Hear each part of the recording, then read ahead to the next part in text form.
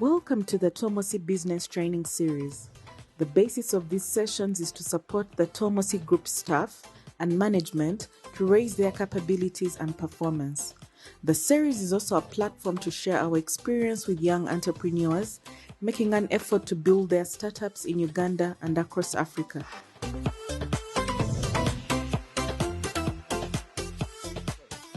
I'm so happy we meet you every Friday of the week here, and we have done so for some time. You too have been so kind with your time. You have helped us remain consistent as a virtue in what we set out to do.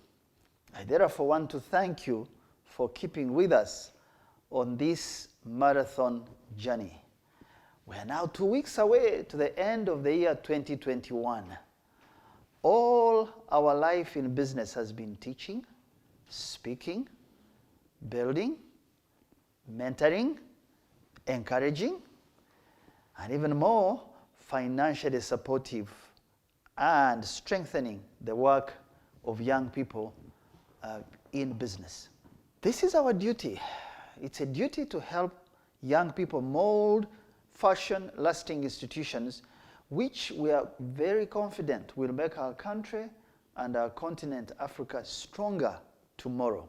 When you see travel advisories issued by some people in developed countries against Uganda, advisories that seek really to impair the creation of jobs for young people, especially in the food industry, in the tourism industry, are advisories issued simply because there was improvised explosive devices on our streets, devices, and rudimentary technology that terrorists are using, which were initially made for those very countries in places where they have in the past invaded. Then you know how insular and selfish and deliberately forgetful those countries are, those countries that issue those advisories. Those friends, in quotes, seem to have induced amnesia about how they grew as nations. Eric Reinert, one of my favorite authors, in his book that he called How Rich Nations Got Rich and How Developing Countries Stay Poor, he says of these countries that the ladders they used to grow and become stronger, the very seeds they used to plant their growth, they threw away and forgot. And they now give lectures to other nations on how to grow their countries. Now, this is why we do this teaching weekly. It is to you young people, it is to help you young people realize that you're on your own as a country and as a continent. And therefore, do not waste time. Do the best you can with what has been accorded to you by God, by life, and by your country. I remember we began this teaching in 1992 when we were at university as students. And we crossed over many years later to the online and digital channels, I think about March 2017. I can't believe we are now 5 years since we switched to the use of these digital channels, and so many years since we started this work.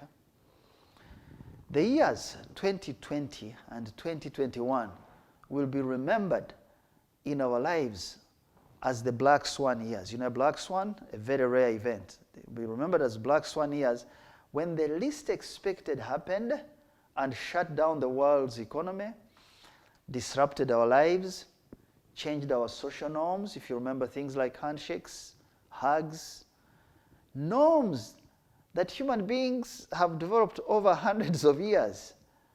The things were affected in the last 2 years.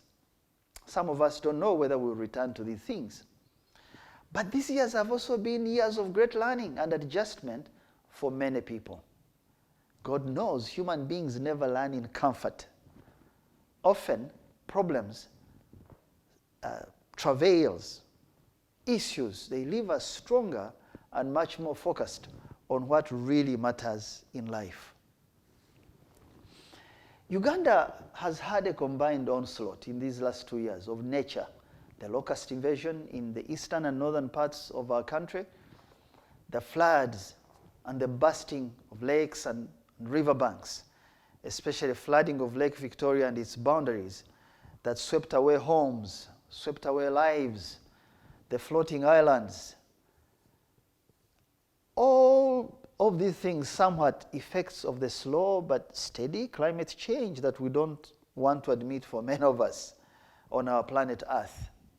Just when we're beginning to increase vaccinations against COVID-19, to relax the curfew times and the economy beginning to pick up, terrorists began to throw bombs in our city. In the city of Kampala, and killing and maiming several people. You know what, at some stage, I felt the capacity of our country, the capacity of our firms and companies to handle these multiple problems that require significant expenditure, that require a high level of organization, that require improved skills, and these things are ordinarily in short supply, even in good times here in our country. These things happening at a time when the economy is severely impaired. I thought we were getting to a breaking point. In our business, for example, we lost 30% of customers and the revenue that comes with this. Some of our companies simply ceased getting fresh customers and were just hanging on to one or two retainers. But God has seen us through, and we're about to cross into a new year, 2022, with renewed hopes and dreams for the future.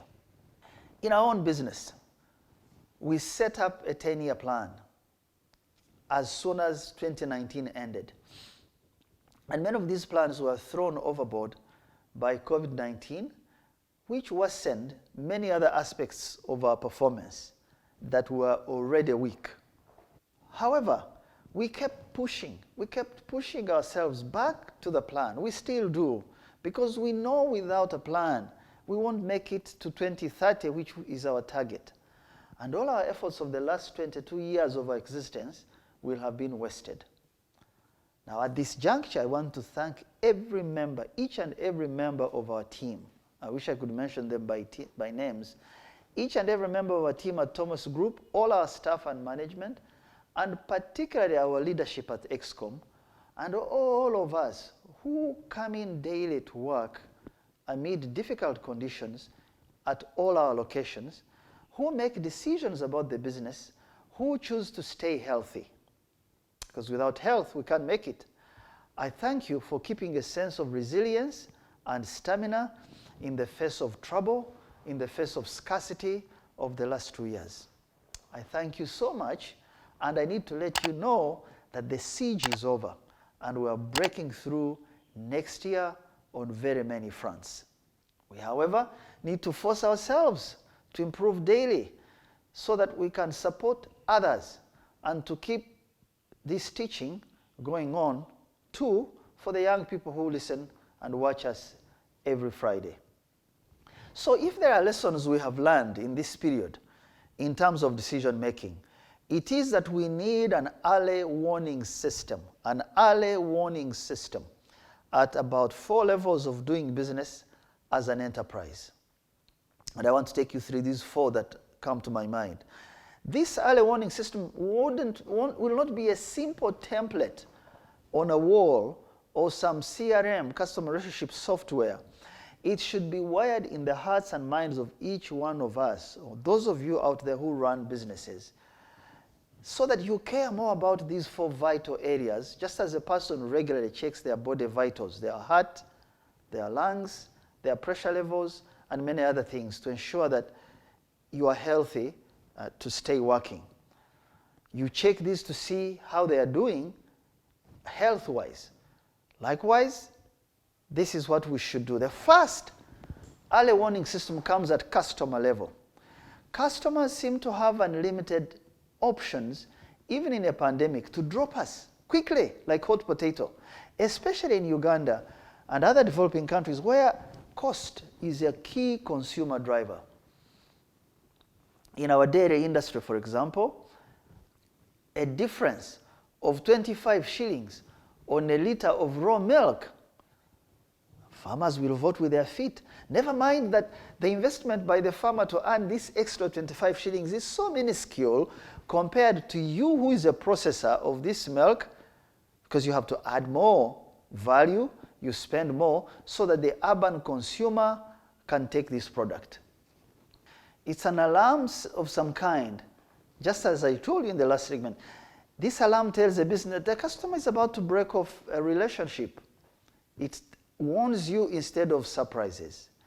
This early warning system is very helpful at a customer level when you have limited sources of revenue. Such a system would identify key issues a customer is facing at an early or even entry stage level. The system anticipates trouble and provides solutions. This is what we've learned in this pandemic. The system would use a customer feedback as raw material for creating new solutions. An early warning system here helps a business to adjust and adapt very quickly in the midst of challenges.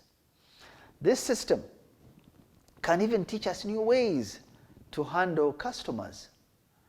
It can introduce new forms of performance improvement, new methods in the business. For example, if a customer is a high maintenance face-to-face kind, now setting regular online calls perhaps will cut costs without undermining the physical presence a customer needs or requires. We would like to hear from you. Please email us at info@tapmedia.com and visit our website at www.tapmedia.com. You can also visit our offices located at Tomosi Business Park, Luzira, Port Bell Road, or call 0414 220 702. Thank you.